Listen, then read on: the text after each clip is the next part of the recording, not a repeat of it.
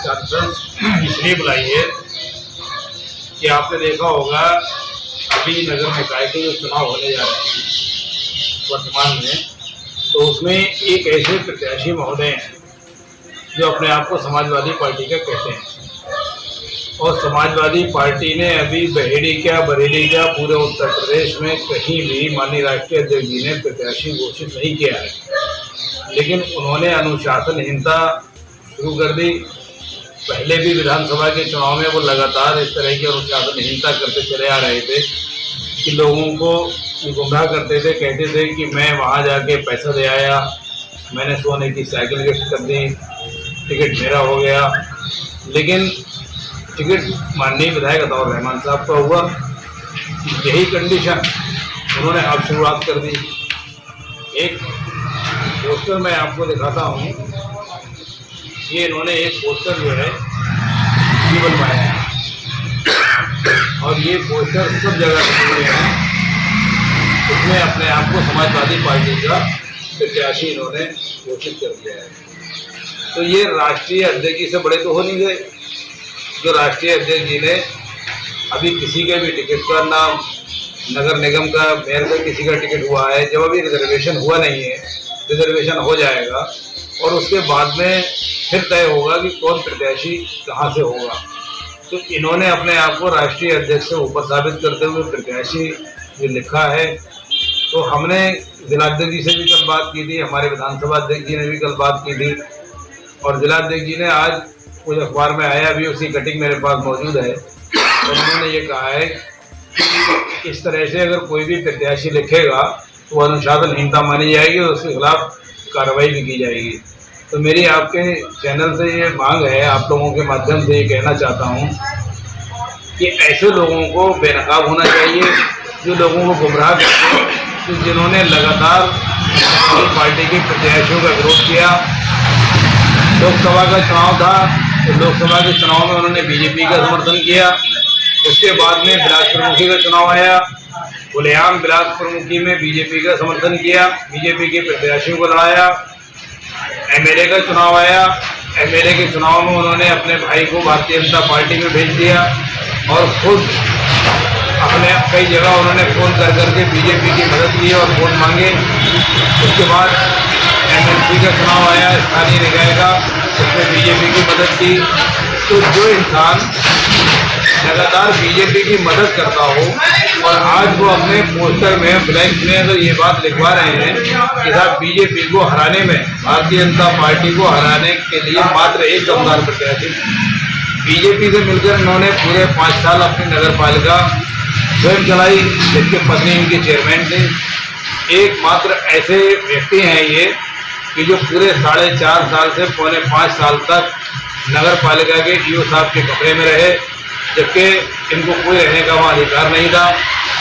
अपना मकान होते हुए, अपना घर होते हुए भी नगर पालिका में रहना, ये कहाँ का काम है? जबकि कोई भी चेयरमैन होता है वो केवल जाते हैं, अपने समय से गए, ऑफिस के काम निपटाए और चले आए। हालात ऐसे हो गए हैं, भ्रष्टाचार नगर पालिका में इतना हो चुका है चरम सीमा पर। कभी आपने देखा होगा कि शेरनगर में एक रोड अभी पड़ा है, वो भी हमने उसकी बहुत डिमांड की।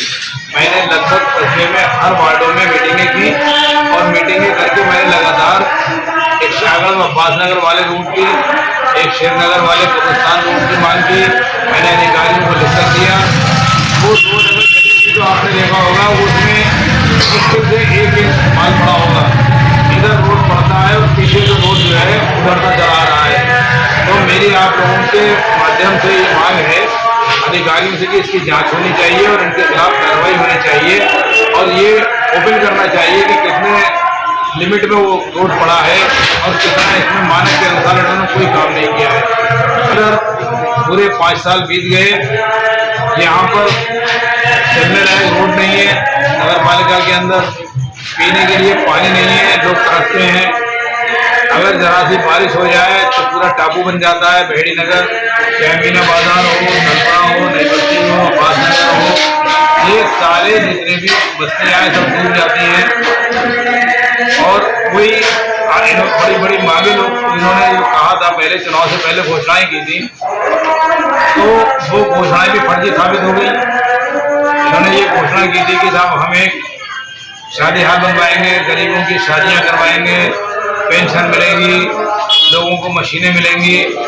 ये ड्रामा इन्होंने फिर शुरू कर दिया। पिछली बार गुमराह करके लेडीज को, महिलाओं को गुमराह करके 5000 फार्म भरवाए गए थे और वो 5000 फार्म में उन्होंने ये कहा था कि हम सबको यहाँ पर सिलाई मशीनें देंगे, विधवा पेंशन भी मिलेगी, बेरोजगारों को भत्ता भी मिलेगा, गरीब लड़कियों की शादियां भी कराई जाएंगी।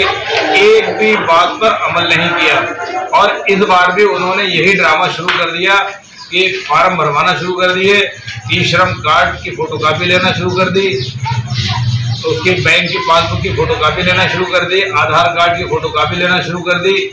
जबकि आज तक कोई भी ई श्रम कार्ड में गवर्नमेंट की तरफ से कोई पैसा किसी के खाते में आज तक अभी तक नहीं आया है। और इन्होंने फिर ये गुमराह करना शुरू कर दिया कि हम फार्म भरवा रहे हैं, 1000 रुपये आपके खाते में आएंगे।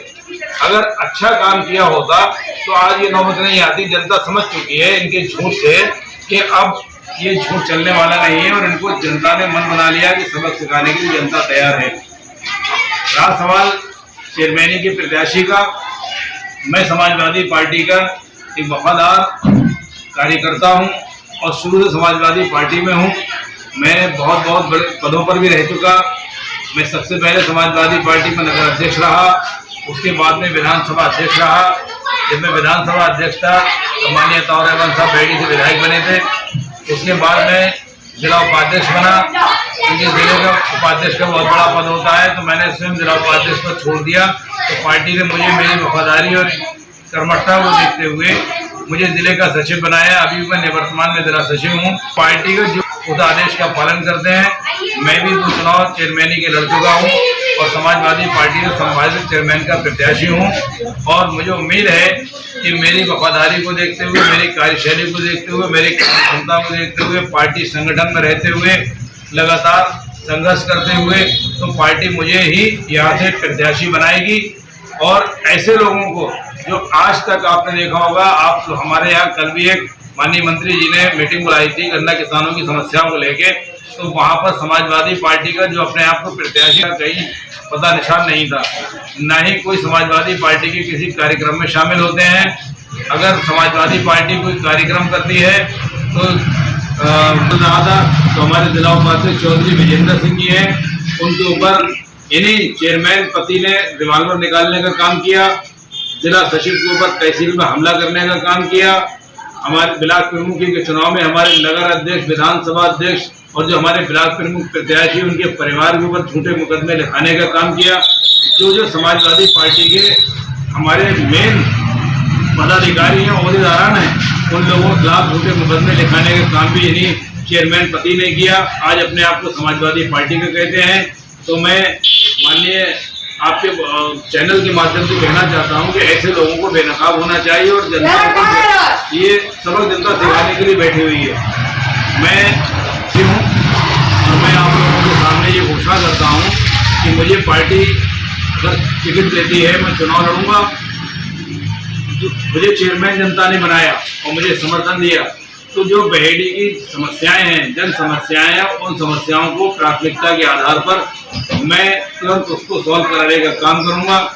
सबसे पहली समस्या जो होती है यहाँ पर, हमारे यहाँ जल भराव हो जाता है।